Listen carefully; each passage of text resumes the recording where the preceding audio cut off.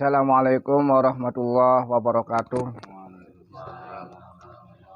Bismillah, alhamdulillah, wassalatu wassalamu ala rasulillah wa ala alihi wa sahbihi wa mawala wa la hawla wa la quwata illa billah, amma ba'du. Para kiai, para ustaz hadirin yang dimuliakan Allah subhanahu wa ta'ala, pertanyaan dari Pak Kiai, dari Pak Ustaz sudah dijawab semua kemarin. Dan sekarang barangkali ada pertanyaan Pak Ustadz, sok. Terima kasih Pak. Assalamualaikum warahmatullahi wabarakatuh. Waalaikumsalam. Saya masih belajar dalam hal thariqah Pak. Dan yang saya tahu dalam beberapa hal di thariqah itu ada beberapa fase untuk mencapai tingkatan yang katakanlah bisa menyatu dirinya dengan Tuhannya gitu. Ketika saya kuliah di semester 2, 4, dan 6 itu dijelaskan tentang secara umum gambaran tentang thariqah itu sendiri. Ternyata di berbagai thariqah itu sendiri ada beberapa fase yang dalam kategori teknisnya itu dalam tata cara berzikir. Ternyata dalam tata cara berzikir itu ternyata ada beberapa fase atau tingkatan yang menunjukkan seorang itu memiliki kemampuan katakanlah sudah mampu di level berapa sampai katakanlah level tertinggi. Cuman yang ingin saya tanyakan kepada Abah bahwa saya kan kalau mengenal TK itu sebenarnya udah lama, tetapi dalam praktisnya saya juga teramat sangat baru. Artinya bahwa secara umum saya melihat bahwa dikiranya TKN itu yang saya sebatas tahu ya dikir yang diamalkan pada setelah sholat, ibadah sholat gitu. Dalam zikir harian, kemudian ada zikir untuk mingguan, kemudian ada yang bulanan yang disebut dengan manakib itu sendiri. Itu secara umum. Namun yang saya ingin tanyakan kepada Abah, ketika kita sudah masuk ke dalam thariqah TKN ini sendiri, apakah kita hanya akan bergumul dengan satu zikir tertentu saja, atau memang ternyata ada level-level yang harus kita lalui, Bah? Karena saya merasa bahwa saya kok masih berjalan di tempat saja, tidak naik ke level-level tertentu. Jadi kalau saya lihat di thariqah yang lain, ternyata ada fase pemula, kemudian ada fase menengah, ada fase kalau bahasa ini memahir lah gitu, Bah. Ada 3 level lah begitu.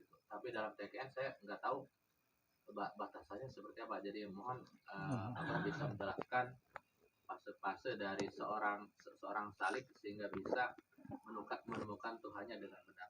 Terima kasih. Assalamualaikum warahmatullahi wabarakatuh. Waalaikumsalam. Sebenarnya di dalam thariqah manapun itu ada sih tingkatan-tingkatan itu. Terutama dalam thariqah Qadiriyah Naqsyabandiyah juga ada tingkatan makom-makomnya tuh.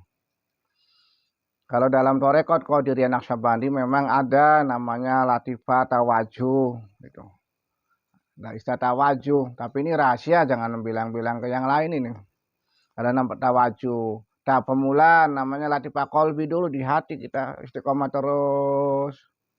Nanti kalau seorang guru, seorang mursyid itu tahu kepada muridnya tuh tingkatannya, oh ini udah istiqomah, nanti dipindah sama guru tuh. Jadi nanti nggak boleh pindah sendiri tuh. Ada secara pribadinya tuh kadang diundang pindah gitu. Tapi ada juga asal pindah-pindah bayar, nanti nggak ngerti. Itu ada asal pindah bayar, itu pindah lagi kolbi udah sampai selesai muraqabah 20, nanti apa lagi kolbi lagi, itu nggak apa-apa namanya deres gitu. Tapi aslinya memang ada itu.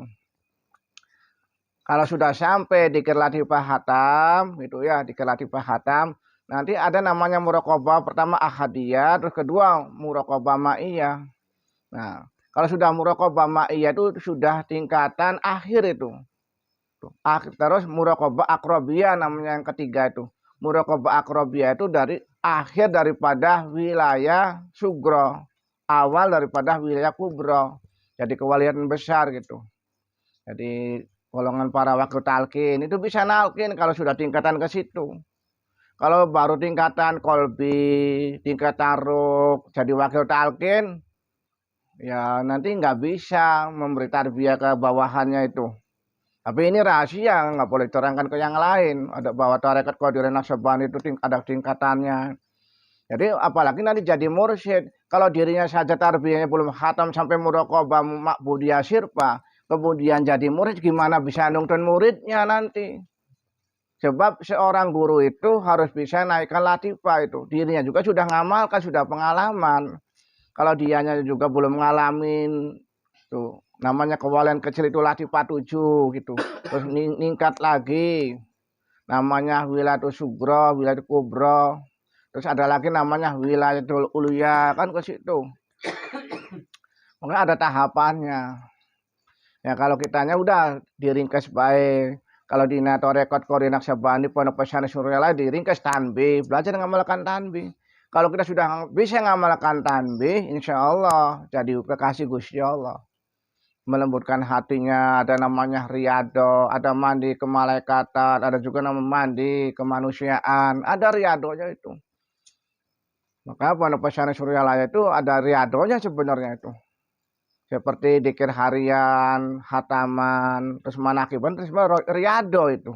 Kalau kita ngamalkan itu benar-benar sungguh lillahi ta'ala, insya Allah bisa ningkat sendiri nanti. Allah yang ningkatkan hatinya bersih.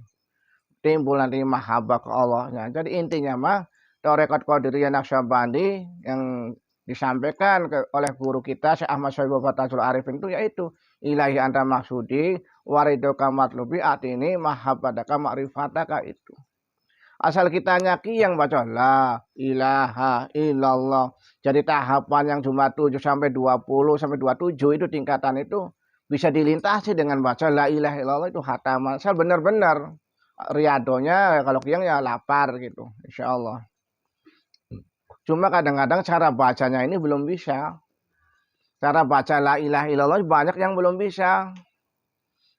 Makanya biarpun dibaca beratus-ratus beribu-ribu, kalau baca la ilaha illallahnya belum bisa, ya gimana bisa ngerubah rohaninya? Gitu. Kan ada sudah ditalkin, sudah puluhan tahun, ternyata baca la ilaha illallahnya tidak sesuai dengan metode. Itu. Baca la, kan harusnya bisautin kawin dengan suara yang kuat, tapi lemah suaranya gitu. Wador bin syadid, pukulan yang keras, tapi pukulannya nggak keras, pelan. Ya nggak bisa ngerubah batin. Gitu. Getarannya dirasakan, nggak dirasakan, nggak pakai getaran. Gitu. Getaran dirasakan, kekuatan getaran itu pusatnya di mana? Di tulang ekor. Kalau kita tarikannya bukan dari tulang ekornya nggak diaktifkan, sedangkan roh idopi, roh jismani pusatnya di situ. Ya gimana bisa bangkitnya roh idopinya? Ini rahasia, nggak ada yang nerangkan gitu sih. Jadi pusat kehidupan manusia itu di tulang ekor, intinya mah. Dari tulang ekor itu tarik. Maka diterangkan tuh kata pengersi apa anom di bawah bujal. Tuh, nggak diterangkan bawah bujal kan ya apa gitu ya. Dari nah letak kekuatan diri manusia itu antara kemaluan dengan dubur itu. Di atas lubang dubur, pintu awal lubang dubur itu kekuatan antara kemaluan, di situ tarik. La ilaha illallah. Nah dari situ kekuatan, pusat kekuatan tuh. Semua juga di dunia ngakui bahwa kekuatan inti manusia itu di situ tempatnya, maka ditarik itu ke atas loh supaya ngalir ke seluruh badan. Nah cara bacanya gitu. Cuma jarang sekali yang tahu begitu tuh. Yang penting kosongkan pikiran. La ilaha illallah sambil dirasakan baca la ilaha illallah. Jadi getarannya dirasakan, rohnya itu diikut sertakan berdikit, jangan mulutnya baik. Kalau bacaan mulutnya baik nggak bisa ngerubah rohani nantinya itu. Nah, makanya kenapa sudah lama tapi belum ada perubahan, masih sering marah, nggak tahan lapar. Tapi kalau orang sudah mengamalkan zikir jalan gitu mah nggak makan, ya nggak lapar, makan bayi ya nggak kenyang-kenyang gitu. Makan 5 kali sehari ya tetap aja biasa baik. Walaupun sejam udah makan, makan lagi ya habis banyak. Ada yang kayak gitu. Ya, ini bukan ria, bukan. Mungkin ini udah apal lah, saya kan tukang makan. Kalau makan berapa aja nggak kenyang, udah tahu sih ini mah. Pak Firman tahu, apalagi Mang Didi, sering makan saya Mang. Nggak ada kenyangnya itu. Nggak makan-makan ya harus tahu lah saya seharian nggak makan-makan juga. Ya biasa baik, tetapnya gemuk gitu. Nggak mandi-mandi juga, alhamdulillah nggak bau. Kata saya tapi. Nah, gitu aja sementara mah. Jadi Tarekat Qadiriyah Naqsyabandi juga ada tingkatannya, ada tahapannya sebenarnya itu. Tapi secara pribadi itu secara umum mah begitu. Yang penting ngamalkan zikir harian, khataman, manakib bulanan gitu. Baik, mudah-mudahan ada manfaatnya. Wabillahi taufiq wal hidayah. Wassalamualaikum warahmatullahi wabarakatuh. Waalaikumsalam.